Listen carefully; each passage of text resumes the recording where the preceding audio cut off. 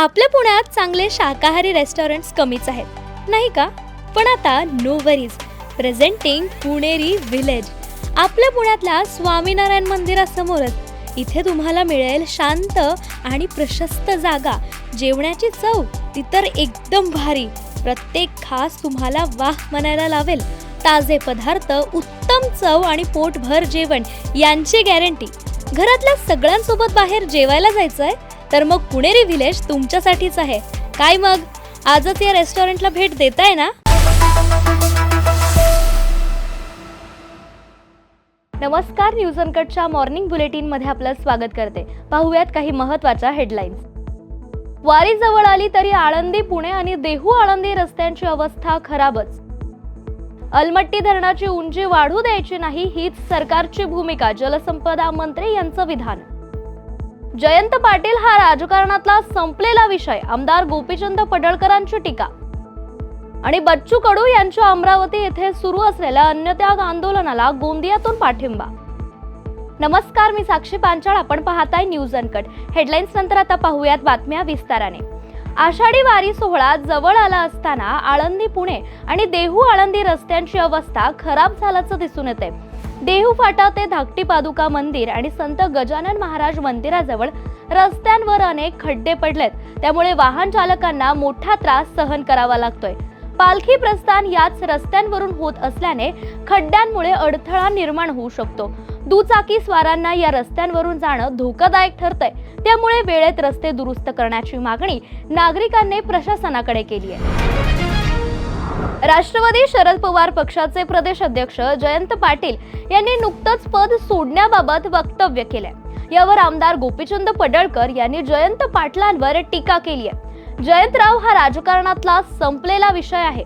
दिवा विझताना मोठा होतो तशीच अवस्था जयंत पाटील यांची झाली आहे असं पडळकर यांनी म्हटलंय. पाहूयात. राजकारणामध्ये माननीय देवाभाऊंच्या नेतृत्वामध्ये एकदम सक्षम सरकार महाराष्ट्रात सुरू आहे. त्यामुळे कुणाचं काय चाललंय, कशा पद्धतीने चाललंय याकडे लोक आता अत्यंत सिरियसपणे अजिबात बघत नाहीत.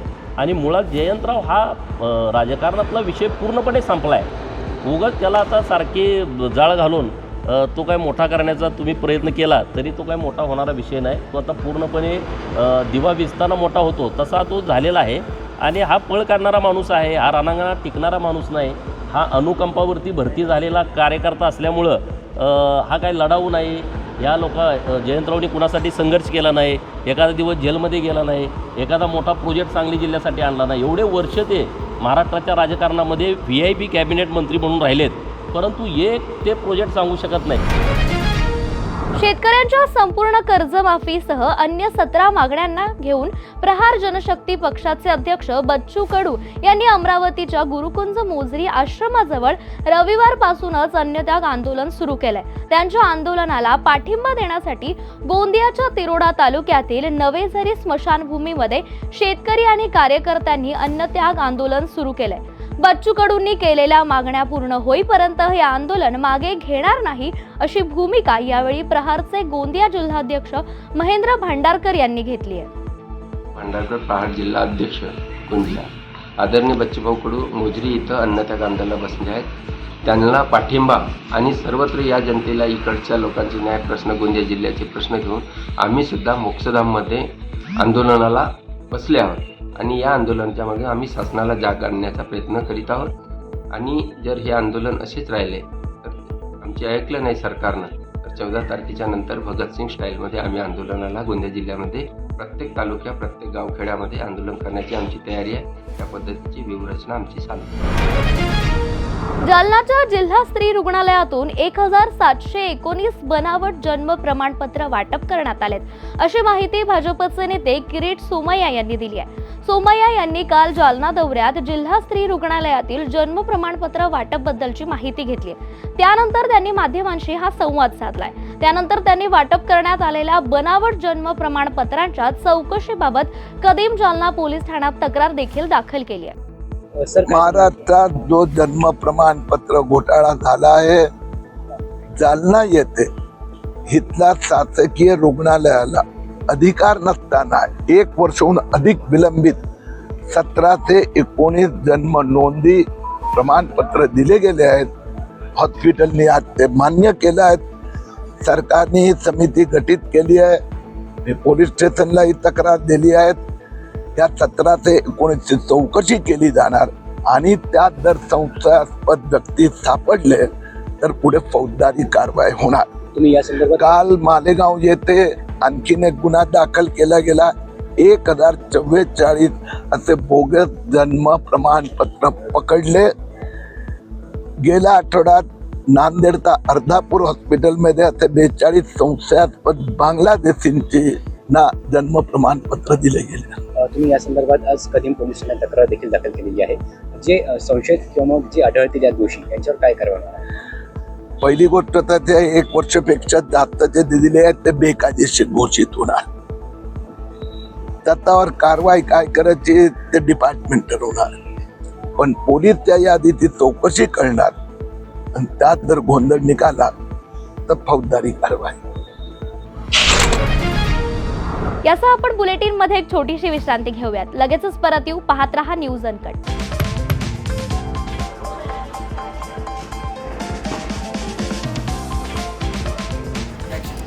तर या होत्या आजच्या ठळक बातम्या. हा काही रॅन्डम गोंधळ नाही. ब्रेकिंग न्यूजच्या पुढे जाऊन जगाच्या कानाकोपऱ्यातलं अनकट सत्य दाखवणारे आम्ही आहोत न्यूज अनकट. न्यूज अनकट म्हणजे फक्त बातमी नाही तर प्रत्येक घडामोडी मागचं खरं रॉ ट्रुथ. जगाच्या कानाकोपऱ्यातलं 100% अनकट सत्य. No drama, no filters, just truth. ग्लॅमरचं धम्माल जग, स्टार्सचे मसालेदार किस्से आणि पडद्यामागचे रिअल हिरोज. बॉलिवूड पासून मराठी सिनेमांपर्यंत फुल ऑन एंटरटेनमेंट फक्त कलारंजनमध्ये. गुन्ह्यांचा पर्दाफाश, थेट तपास आणि शॉकिंग रिव्हिल्स. क्राईम कनेक्शन जाणून घ्यायचंय मग पहा न्यूज अनकटचा क्राईम रिपोर्ट. आता शेती म्हणजे फक्त नांगरच नाही तर ड्रोन, डाटा, डिजिटल आयडियाज आणि शेतकऱ्याचा नवीन अवतार. पहा कृषी विश्व, प्रगतीची एक नवी दिशा. हेल्दी राहायचंय, फिट राहायचंय, मग जाणून घ्या फिटनेसच्या simple tips, healthy diet plans news अनकटच्या धन्वंतरीमध्ये. गल्लीपासून दिल्लीपर्यंत थेट सडेतोड आणि रोखठोक रिपोर्टिंग. राजकारणातील सगळे खेळ नो फिल्टर स्टाईलमध्ये. #राजकारण न्यूज अनकटवर. जगाकडे बघण्याचा नवा दृष्टिकोन. ही गोष्ट ऐकलीत का जी तुम्हाला विचार करायला लावेल? पहा विषय काय. शेवटच्या क्षणाचा थरार, मैदानावरील धमाल, खेळाडूंचे किस्से आणि बरंच काही.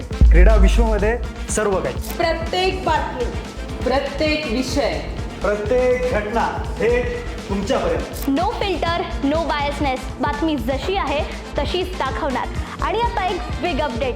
News Uncut is leveling up. आता न्यूज अनकट घेऊन येत आहे एक नवीन स्वतंत्र चॅनल जिथे सगळं काही थेट, रिअल आणि अनकट असणार. More content, more shows, more real talks. Presenting uncut explain.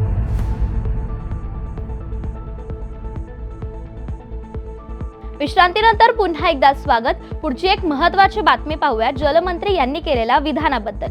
कोणत्याही परिस्थितीत अलमट्टीची उंची वाढू द्यायची नाही हीच सरकारची भूमिका असल्याचं मत यावेळी जलसंपदा मंत्री राधाकृष्ण विखे पाटील यांनी केलंय. ते कोल्हापुरात माध्यमांशी बोलत होते. तर कर्नाटकातील अलमट्टी धरणाच्या वाढी संदर्भात सातत्याने चर्चा सुरू आहे. मात्र सर्वोच्च न्यायालयात अजूनही त्याला स्थगिती आहे. त्यामुळे अलमट्टी संदर्भात राज्य सरकार न्यायालयात गेलं नाही असं म्हणणं पूर्णतः चुकीचं असल्याचं राधाकृष्ण विखे पाटील यांनी म्हटलं. रायगडच्या मुरुडमधील प्रज्ञा पवार या शासकीय कर्मचारी महिलेने जिल्हाधिकारी कार्यालयासमोर 2 दिवसांपासून आमरण उपोषण सुरू केलंय. उमेद योजनेअंतर्गत मुरुड तालुका अभियान व्यवस्थापक असलेल्या प्रज्ञा पवार यांनी आपल्याला गैरशिस्तांची कामं केल्याच्या खोट्या आरोपावरून पदावरून काढून टाकल्याचं सांगत माझ्यावर तडकाफडकी एकतर्फी कारवाई झाल्याचा आरोप केलाय. तर उपोषणादरम्यान या महिलेची प्रकृती खालावल्याने डॉक्टर आणि पोलिसांनी घटनास्थळी पोहोचत उपचार देत समजूत काढण्याचा प्रयत्न देखील केलाय. तालुका अभियान व्यवस्थापक म्हणून महाराष्ट्र राज्य ग्रामीण जीवनोन्नती अभियान उमेद मध्ये मी तालुका अभियान व्यवस्थापक मुरुड जंजिराईत पंचायत समितीमध्ये कार्यरत आहे. मुख्य कार्यकारी अधिकारी यांच्याकडून मला पुनर्नियुक्ती देण्यात आलेली नाही, अचानक काढून टाकण्यात आलेलं आहे. त्याचं कारण मला सांगितलेलं नाही. कार्यालयीन गैरशिस्त इतकंच सांगण्यात आलेलं आहे. पण त्याविषयी कोणत्याही प्रकारची मी कामावर असताना चौकशी लावण्यात आलेली नाही आहे किंवा कारणे दाखवा नोटीस काढण्यात आलेली नाही. खरं तर मी कामावर असताना मुरुड तालुक्याचं काम हे 1 नंबर झालेलं होतं, त्याच्यामुळे काढण्याचं काहीच कारण नव्हतं. पण त्याची कारणे काय आहेत ती मला मिळावीत, गैरशिस्त काय केलेली आहे ते मिळावे. आणि अचानक नोकरी गेल्यामुळं, आज मी एक विधवा म्हणून आहे, तर अचानक नोकरी गेल्यामुळे जे काही माझ्यावर परिस्थिती आलेली आहे त्याचं हे त्यांनी समजून घेण्यात यावं आणि जे कोण ह्याशी संबंधित असतील त्यांच्यावर कारवाई व्हावी, त्यांची चौकशी लावण्यात यावी. माजी खासदार इम्तियाज जलील यांच्या घरावर चिखलफेक आंदोलन करण्यासाठी जाणाऱ्या आंदोलकांना कदीम जालना पोलिसांनी ताब्यात घेतलंय. जलील यांनी कॅबिनेट मंत्री संजय शिरसाट आणि त्यांच्या मुलावर शेंद्रा पंचतारांकित औद्योगिक वसाहतीतील भूखंडाबाबत गंभीर आरोप केले होते. त्यांच्या आरोपांनंतर संतप्त झालेल्या जालन्यातील छत्रपती फाउंडेशनचे कार्यकर्ते जलील यांच्या घरावर चिखलफेक आंदोलन करण्यासाठी संभाजीनगरला निघाले होते. यावेळी कदीम जालना पोलिसांनी या कार्यकर्त्यांना ताब्यात घेऊन बदनापूर पोलिसांच्या स्वाधीन केले. आम्ही तर इम्तियाज जलीलच्या घरावरती चिखलफेक करायला चाललोच होतो आणि तो इतका घाबरून त्याने पोलीस बंदोबस्त बोलवला, त्याचे संघटनेचे लोक बोलवले, दारासमोर ठेवले त्याच्या आणि आम्हाला येण्याकरिता नाकाबंदी त्यांनी जालन्यापासून लावली. नाकाबंदी दरम्यानमध्ये आम्हाला बदनापूर इथे पोलिसांनी आम्हाला अटक केलेली आहे आणि तो आम्हाला म्हणतो वडापाव खाणारे कार्यकर्ते. वडापाव तर खातो ना आम्ही, स्वाभिमानाने खातो आणि तो बिर्याण्या खाऊ घालू दारापुढं लोक उभा केले. घाबरला तो आम्हाला. इथे ताकद आहे आमची. का अभद्र भाषा वापरली? अभद्र म्हणजे तो दलिताच्या मतदानावरती एक वेळा आमदार, दुसरी वेळा खासदार झाला. त्यानंतर दलित समाजाचा पालकमंत्री संभाजीनगरचा झाला. हे त्याच्या पोटात दुखायला लागलं आणि त्याला खतपाणी कोण घालायचं हे आम्हाला काही अजून कळालं नाही. त्याला आम्ही जा विचारण्याकरिता जात होतो. यासह बुलेटिन मध्ये आपण एक छोटीशी विश्रांती घेऊयात. लगेचच परत येऊ. पाहत रहा न्यूज अनकट. स्पीड, थ्रिल, जोश या साऱ्यांचा थरार म्हणजे सुपर क्रॉस रेसिंग. आणि याच सुपर क्रॉस रेसिंगचे सुपर हिरो ईशान लोखंडे लवकरच येत आहेत आपल्या भेटीला न्यूज अनकटच्या क्रीडा विश्वमध्ये. विश्रांतीनंतर पुन्हा एकदा स्वागत. उर्वरित काही महत्त्वाच्या बातम्यांवर एक नजर टाकूयात.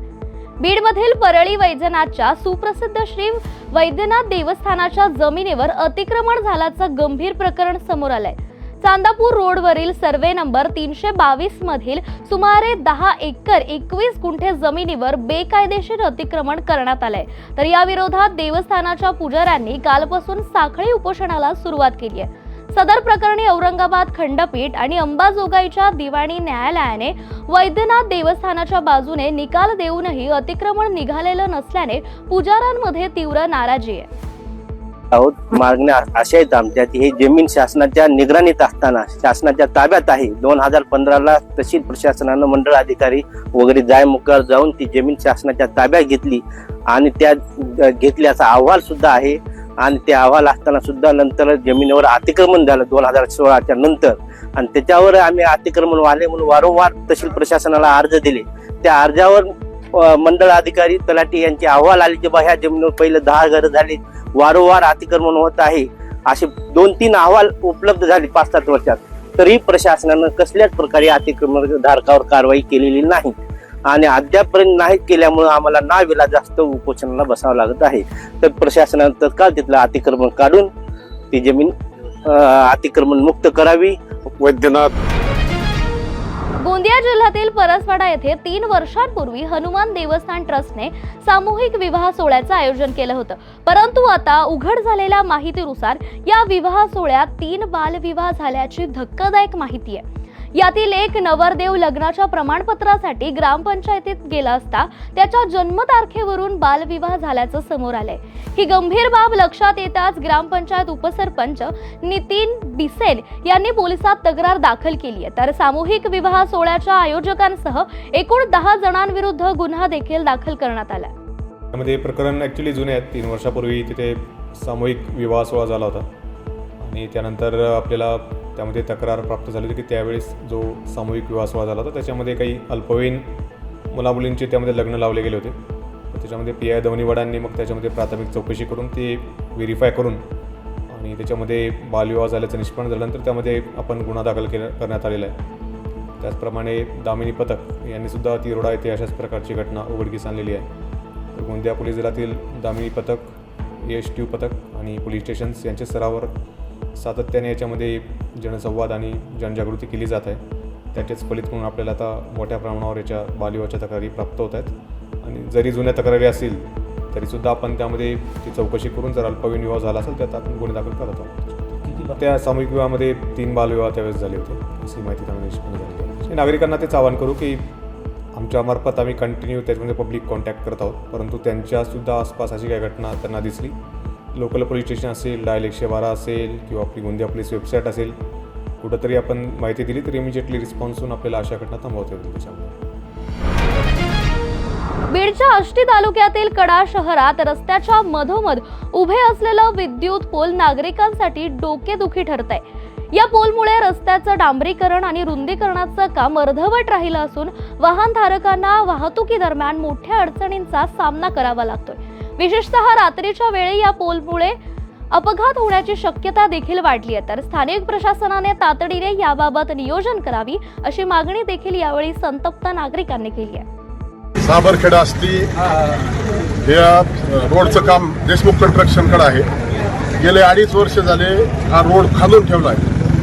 एक साईडची एक पट्टी त्यांनी सिमेंट रोड पूर्ण केला आहे, पण त्या देशमुख कंस्ट्रक्शनला अडचण अशी आहे की ह्या साईडला टाकळीला जाणारी 32 kVची जी मेन लाईन आहे ती मेन लाईन गेल्या 2 वर्षापासून काढायचा प्रयत्न चालू आहे.